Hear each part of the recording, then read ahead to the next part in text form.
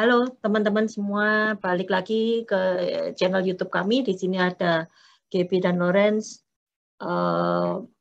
Mau melanjutkan untuk pembahasan minggu ini. Sekarang kita ambil untuk tema minggu ininya di PT Wijaya Karya Bangunan Gedung TPK. Sorry ya guys, mungkin ini kita minggu ini agak kurang fit.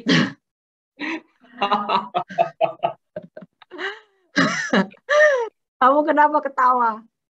Gak apa-apa. Ayo lanjut. Ini perjuangan nih demi teman-teman semua. Oke, kita langsung masuk aja ke pembahasan.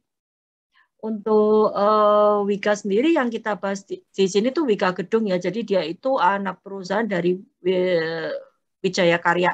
Jadi dia itu satu dari 7 anak perusahaannya Wijaya Karya. Nah, untuk WG sendiri itu berdiri di tahun 2018, memulai usahanya di bidang konstruksi bangunan gedung. Untuk reputasinya itu nggak bisa dibilang nggak usah diraguin lah, dia seperti Wijaya Karya juga. Kalian kalau cek ke websitenya WG itu banyak banget juga itu piagam-piagam mereka, prestasi-prestasi yang mereka dapetin tahun ke tahun. Banyak deh, waktu kita mau samperin di sini sampai kayak nggak cukup gitu. Jadi ya kita skip aja untuk prestasi dia, saking banyaknya. Lawrence, kamu ketawa mulu. Oke, terus untuk pengembangan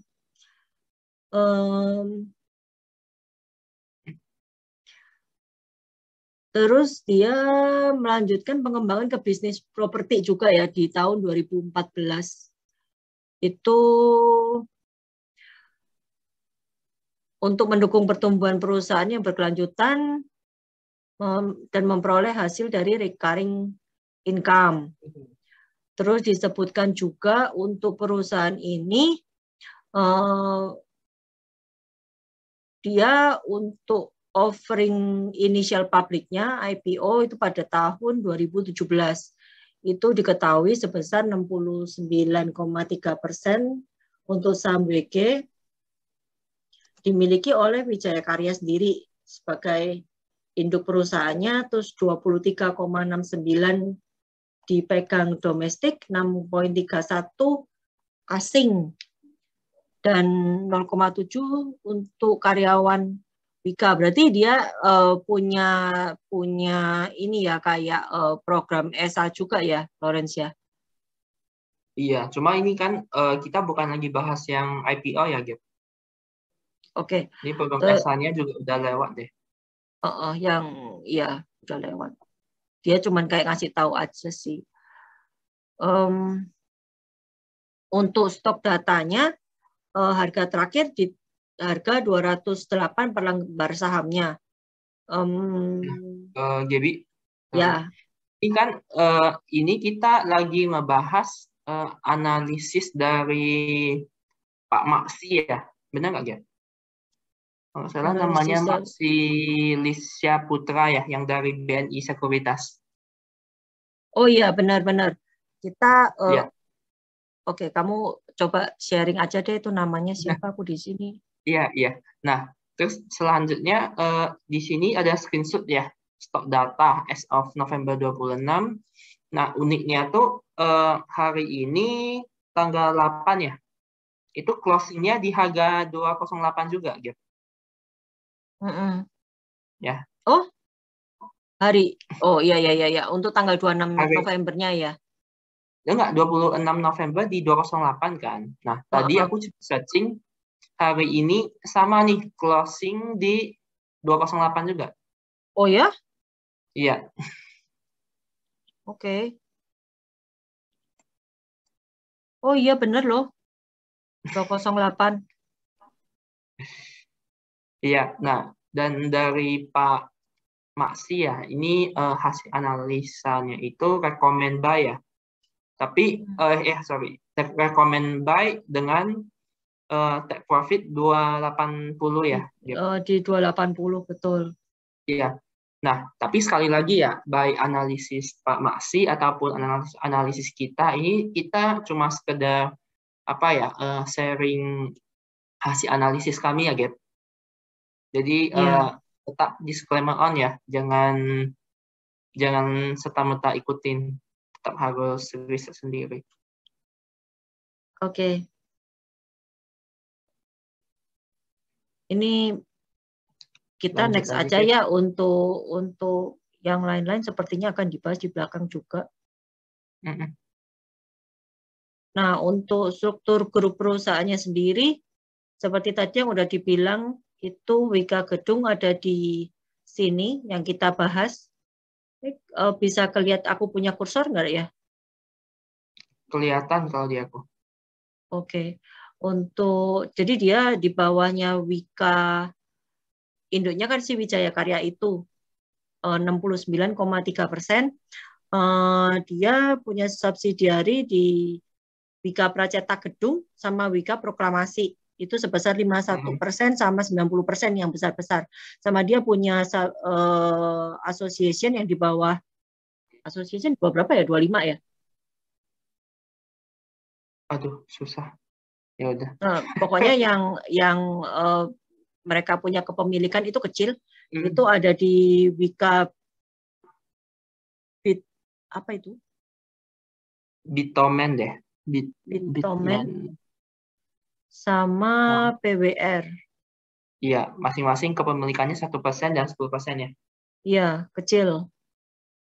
Jadi di sini nyebutnya dia association aja. Oke, lanjut.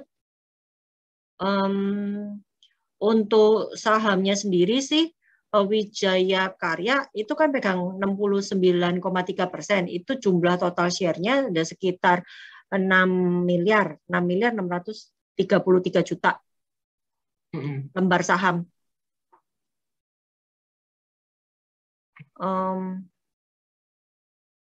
Untuk transformation timeline-nya, dia seperti yang dibilang tadi kan tahun 2008 ini mulai, ya bentar ya, aku back sebentar.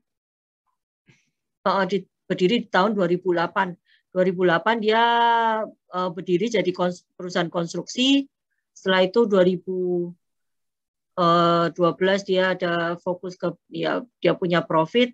Terus 2014 diversifikasi ke bisnis properti. 2016 ini divisi building construction division Wika itu merger ya dengan ini merger menjadi WG ya? Enggak, jadi dari Wika kan sebelumnya mungkin ada bagian atau divisi khusus buat konstruksi gedung loh. Itu yang terus mereka merge namanya ini kan yang betul. Apa sekarang ini? Iya, Gedung. di merger lah, iya. Dengan WG, iya. Itu tahun 2016. Terus di 2017 dia melakukan public offering yang pertama. Dan mereka ngerencanain sampai tahun 2023 atau di 2003-nya dia space provider, integrated space provider. Oke.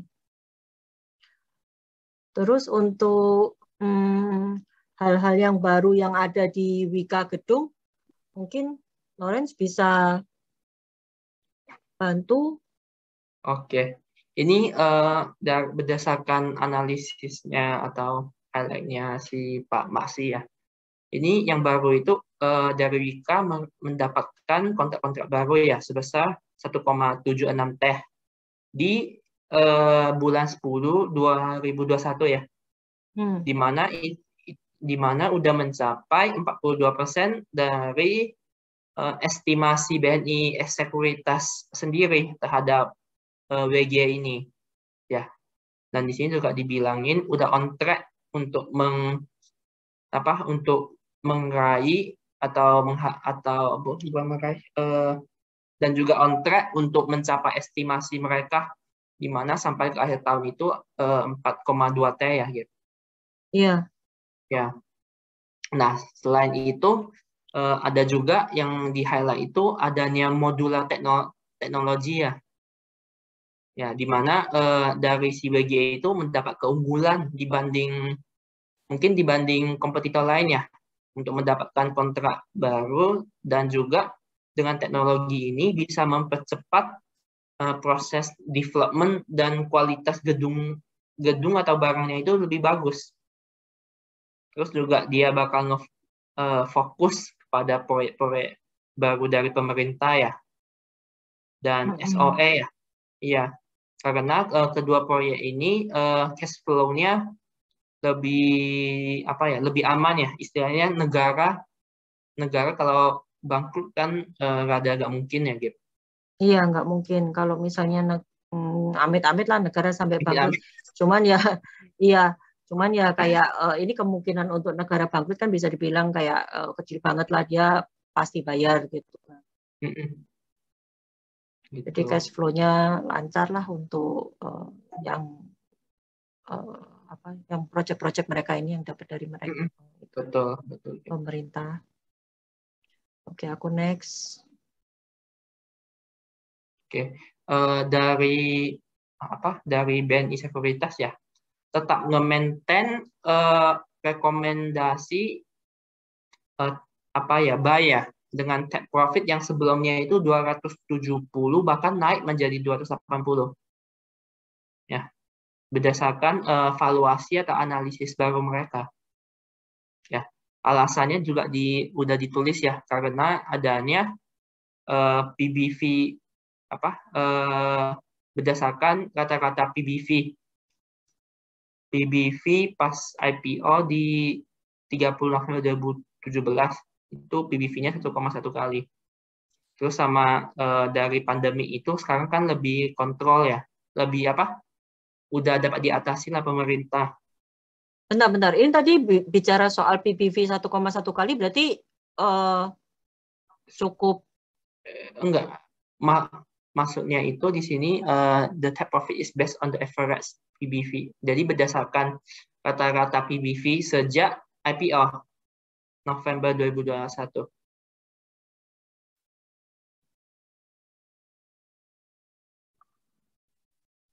Oke. Okay. Ya. Terus di sini juga dari BNI, berdasarkan hasil analisis BNI ya, itu mereka mengekspektasi dari BG itu bisa mendapatkan revenue 3,3 T ya, dengan net profit 260 billion. Ya. Iya. Tapi ini dengan asumsi itu pandemi udah mulai terkontrol ya di tahun 2022. Betul sekali. Moga-moga ini Omikron nggak nyampe Indonesia deh. Ya doain nggak aja. Selesai ya. Ya jadi curhat ya, kita lanjut ya. Terus resikonya bisa dipahamin ya ini. Resikonya itu kontrak yang didapatkan lebih dikit dibanding ekspektasi, dan pembayaran customer yang mungkin tertunda ya, amit-amitnya.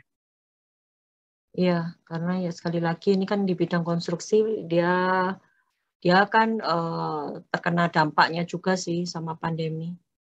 Betul. Nah, terus berdasarkan post ya, atau news dari WG nih, itu di bulan 10 2021 itu mendapat kontrak baru senilai 1,76 T.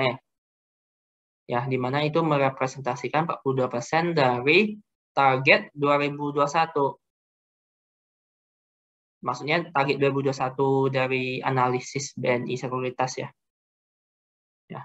Terus di dalamnya yang kontrak yang mungkin angka yang gede itu ada kerjasama dengan pemerintah ya, Ministry of General and Housing Building di Semarang, ada tempat rehabilitas dan fasilitas untuk pasca apa? Gempa bumi. Iya, gempa bumi di Mamuju itu 250 billion. Yeah. Nah, terus proyek-proyek besar dia itu sebagian besar nih atau 61% itu dari pemerintah. Ya. Terus untuk private-nya itu 24% dan SOI-nya itu 15%. Ya. Terus untuk fasilitas publik itu didominasinya ya. Terus di dalam kontrak baru itu 57% itu fasilitas publik. By the way, untuk teman-teman yang nggak ngerti apa itu SOI, itu state owned enterprise ya guys ya. Jadi itu yang nggak dimiliki. Ya. Gampangnya. Ya. Gampangnya BUMN. Oke. Ya. Boleh lanjut. Oke. Iya. Terus company juga sekali lagi ya, perusahaan ini fokus pada proyek dari pemerintah dan BUMN atau SOI, sehingga bisa dibilang cash flow dia harusnya stabil ya. Ya kan? Dengan DP sekitar 10-30%. DP-nya itu mungkin ini lebih ke analisis mereka ya. DP-nya dari 10% dari 30% ini berdasarkan hasil analisa mereka terhadap kayak tipe proyeknya, pemiliknya siapa, dan nilai dari proyek tersebut. Gitu. Terus sekali lagi WG juga ada keunggulannya dari teknologi modular ini.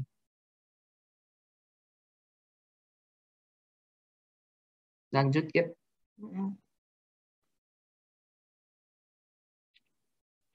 Oke, di sini mungkin kayak ada merangkum sedikit lah itu untuk portofolio mereka ya. Kalau dari new contract-nya sendiri, di sini ada bahkan udah digambarin sama siapa tadi namanya? Ini sumbernya itu dari WG dan BNI Sekuritas. Bukan, bukan itu yang ya. Oke, terus di sini kan bisa dilihat dari tahun 2016, 2017, 18, 19 dia kan semakin tinggi, menggambarkan seperti satu kenaikan yang lumayan signifikan ya. Tapi di tahun 2020 tiba-tiba turun banyak. Ini juga kita mengerti kenapa. Cuman untuk tahun 2020, 2021, 2022, 2023 ini secara forecast-nya dulu karena kita kan belum selesai juga ini tahun 2021. Tapi kan yang semua teman-teman juga tahu kalau kita punya pandemi kan udah mulai terkontrol ya di Indonesia. Itu jadi mereka mengestimasikan, meramalkan nanti untuk kemudiannya itu akan balik meningkat lagi. Terus untuk kontrak owner-nya sendiri di sini juga bisa kita lihat udah dirangkumin secara baik. Untuk yang besar mereka ada dapat dari pemerintah itu sebesar 61% sendiri. Nah, yang mana yang tadi udah dijelasin sama Lawrence, kalau yang dari pemerintah tuh should be cash flow-nya itu harusnya lancar, aman lah. Terus untuk yang SOE, BUMN itu sekitar 15%, ini juga harusnya lancar. Terus yang private 24%. Ya kita doakan semua lancar lah ini untuk WG. Terus kita lanjut ke order book. Order book-nya sendiri juga sama ya, sama seperti tadi tahun 2016, 17, 18, 19 ini menunjukkan kenaikan. Tahun 2020 meskipun turun tapi ya enggak terlalu signifikan sih.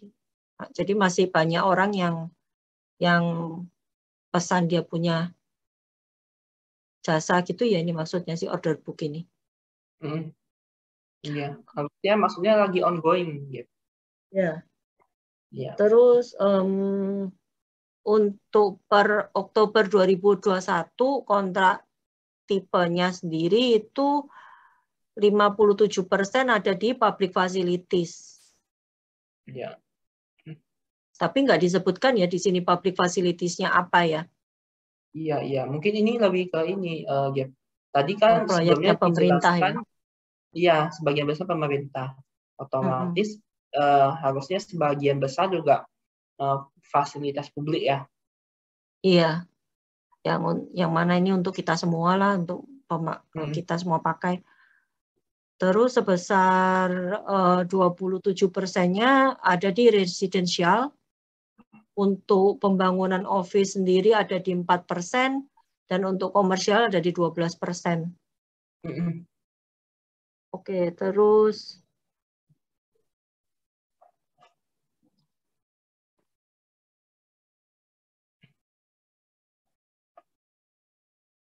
ini untuk carry over-nya. Untuk carry over-nya sendiri, kalau ini gimana nih ya maksudnya? Oke.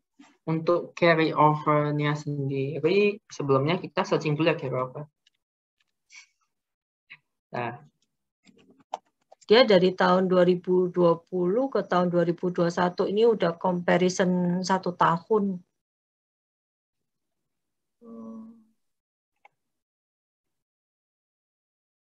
iya. Kalau carry over ini mungkin kita searching singkat ya. Ya, itu harusnya yang di carry forward dari tahun ke tahun gitu. Proyek-proyeknya mungkin dalam bentuk nilai ya. Iya, karena di situ disebutkan itu triliun ya. Iya, betul. Iya. Terus untuk CAPEX-nya ada 20% itu investasi aset dan sisanya itu modal kerja ya, capital employed. Iya. Terus lanjut aja ya. Iya. Nah, kita bahas ini sekarang financial highlight. Oke. Kita di sini bisa lihat dari rangkumannya BNI Sekuritas sendiri, itu ada dia bandingin ya antara tengah tahun 2020 sama tengah tahun 2021. Itu memang mengalami penurunan.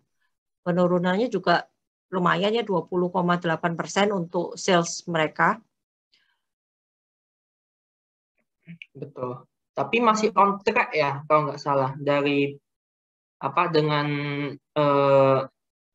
analisisnya BNI ya. Iya, jadi dari Kan analisisnya BNI itu 3095,4 ya. Iya, dibanding dengan 1H21 ya, itu artinya semester 1 1.300 itu mencapai 43,8%, which is harusnya nggak terlalu jauh ya, Gip. Masih bisa dikejar. Iya, kalau tengah tahunnya sendiri ada di sekitar 40%-an, bisa dibilang ini memang on track sih. Betul, iya. Terus di sini juga ada perbandingan rasio-rasio, terus perbandingan year on year, quarter on quarter, itu teman-teman juga kalau pengen ngelihat lebih detail bisa di-pause dulu ya, Gap. Ya, untuk lihat ini. Terus di sini juga ada margin dari profitnya. Ya. Gross marginnya itu dari tahun ke tahun tetap maintain di titik tertentu ya, Gap. Ini semester 1 2020 sama 2021 itu tetap di 8,9. Operating margin juga mungkin ada selisih dikit ya, 6,9 dengan 6,1. Tapi ini kalau aku lihat sih lebih ke positif sih, di mana biayanya menurun, pretextnya naik, net margin-nya itu naik ya, Gap. Iya. Terus mungkin kita juga bisa lihat di sini untuk profitnya sendiri dia mengalami kenaikan ya sebesar 4,5% per tengah tahun 2020 sama tengah tahun 2021. Jadi meskipun pandemi pun mereka masih berhasil, sales-nya pun turun, cuman mereka masih tetap berhasil mencapai satu profit yang lebih daripada tahun periode sebelumnya. Betul. Terus kita lanjut aja ya. Iya. Sorry Gap. Balik lagi. Oke. Ya. Ini mungkin tadi saya sedikit salah ngomong ya. Ini operating margin turun berarti pendapatan biayanya naik ya, Gap? Benar nggak? Perbandingannya. Iya. Jadi makanya Iya, dia iya. semakin kecil ya. Iya, betul. Tadi salah ngomong. Iya. Oke, bisa dilanjut, Gap, slide-nya. Oke.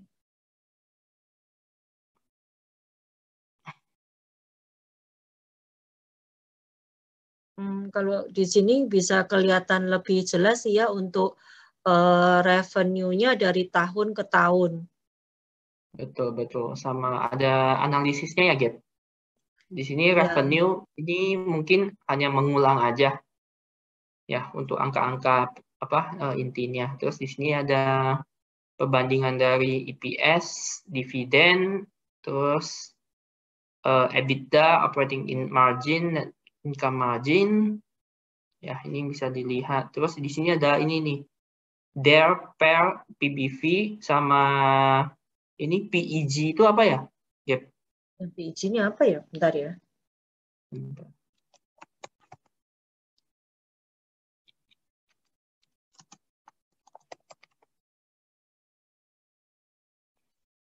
Dapat nggak?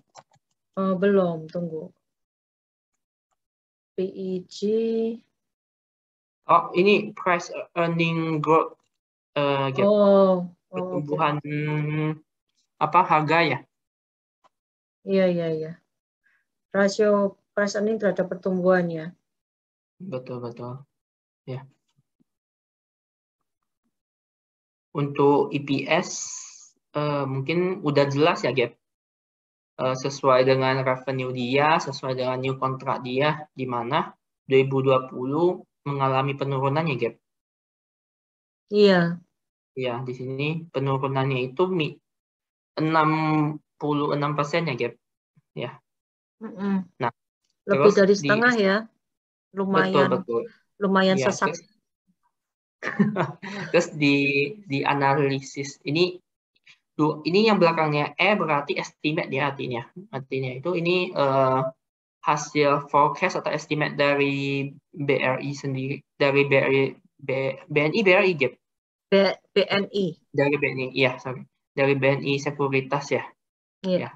Dan sesuai dengan analisis sebelumnya harusnya on track ya, Gap. Iya. Ya. Jadi mulai membaik, EPS-nya bakal naik sesuai dengan forecast mereka. Terus untuk current ratio menurut Gaby gimana? Termasuk bagus kah? Current ratio sih kalau dilihat mereka masih bisa bertahan di sekitar angka situ-situ ya. Ya, intinya masih stabil lah ya. Iya, masih stabil. Cuman yang aku concern tadi, aku lihat itu yang dividend yield tuh. Dividend yield-nya ini juga bikin sesak. Dividend yield-nya 2018 6,7, 2019 dia mulai turun 5,7. Cuman emang ini nggak terlalu oke, sebesar 1%. Itu tergantung kalian sih ini bisa dibilang signifikan atau enggak. Ya, ya. Terus Cuman ya gimana? Tapi yang untuk tahun 2020 habis deh. Sedih Iya, iya, atuh.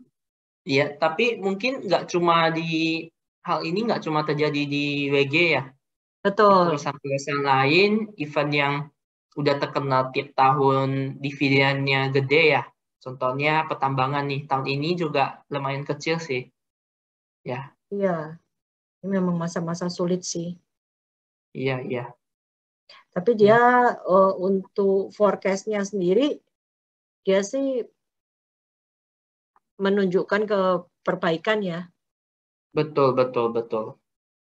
Ya, terus mungkin kita lanjut ya, Gap. Oke. Dari their pair PBV menurut kamu gimana? Untuk debt equity rasionya sendiri,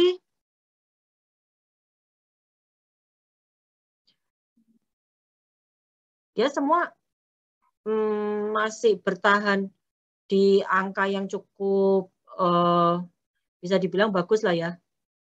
Hmm,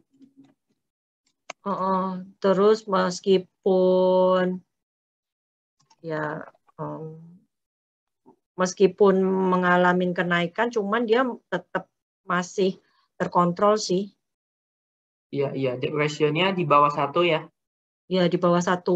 Nah, ya, price earning ratio justru mengalami kenaikan di tahun 2020 ya. 2020 ya. Iya, iya, ya. Mungkin harga sahamnya turun ya, Gap, Hmm, di masa itu. bisa jadi di sini nggak ditunjukin ya Nah, untuk histori iya, harga sahamnya di masa itu. betul. Tapi untuk earning udah pasti turun ya. Iya, Iya. Terus untuk PBV PBV-nya masih di titik nggak.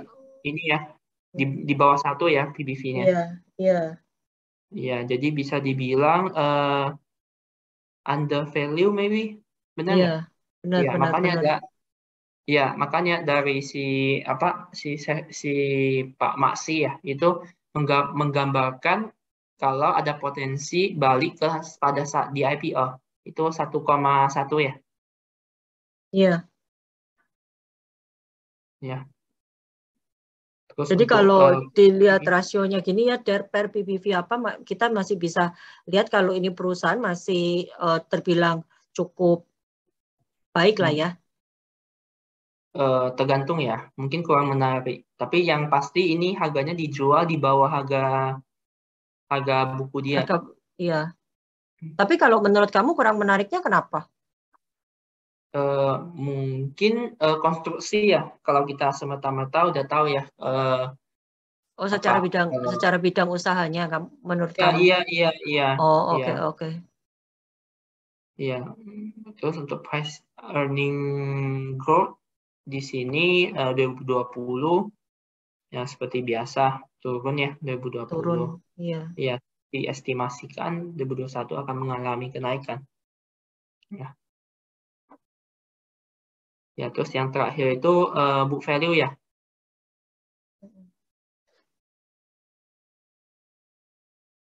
Book value-nya masing-masing 2018 220, 2019 253, 2020 225.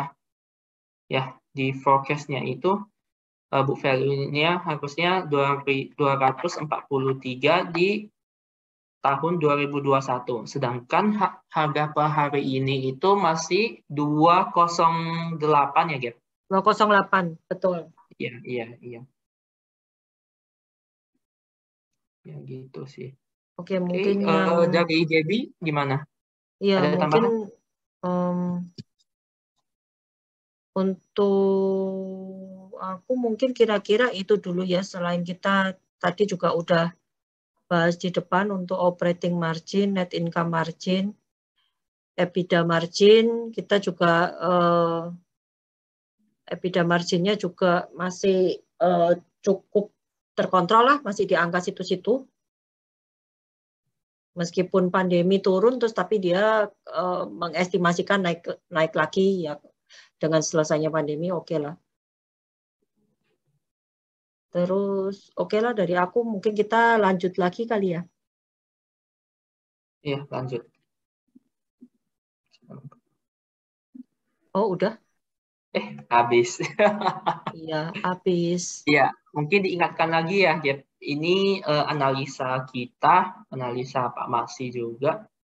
Ya, tapi mungkin ini cuma sekedar analisa ya, bukan ajakan ya, teman-teman. Jadi tetap aja harus analisis masing-masing. Benar nggak, Gap?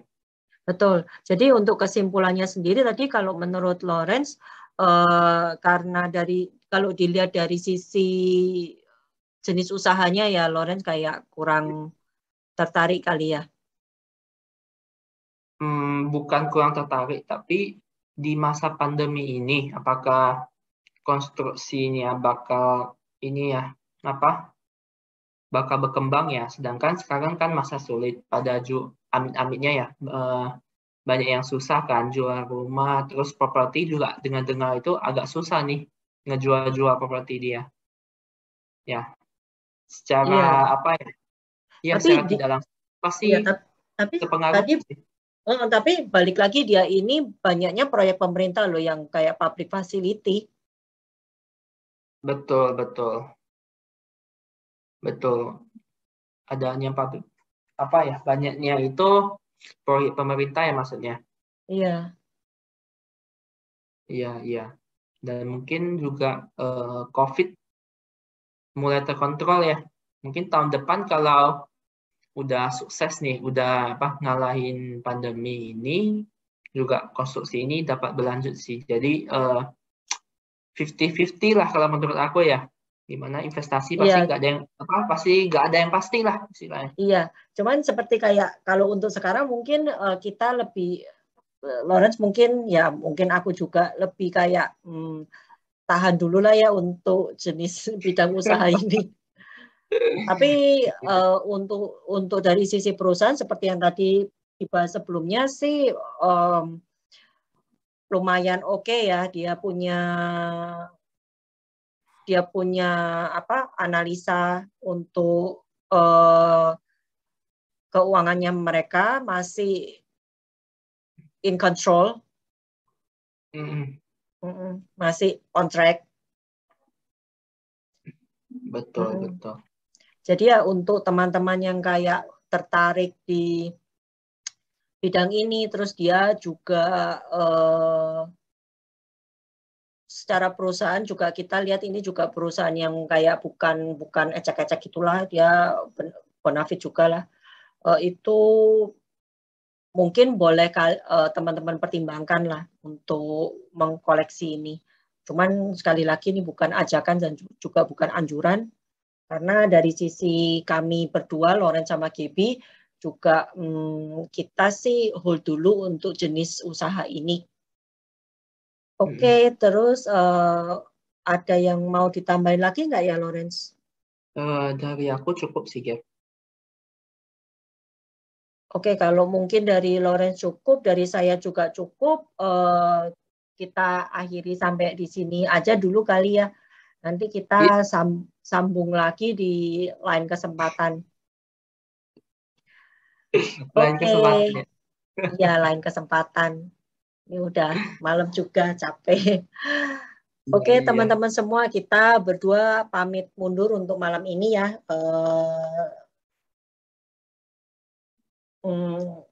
Kalau ada kekurangan atau apa, kita ya nanti akan improve lagi ke depannya. Oke, see you guys. Night-night. Bye-bye.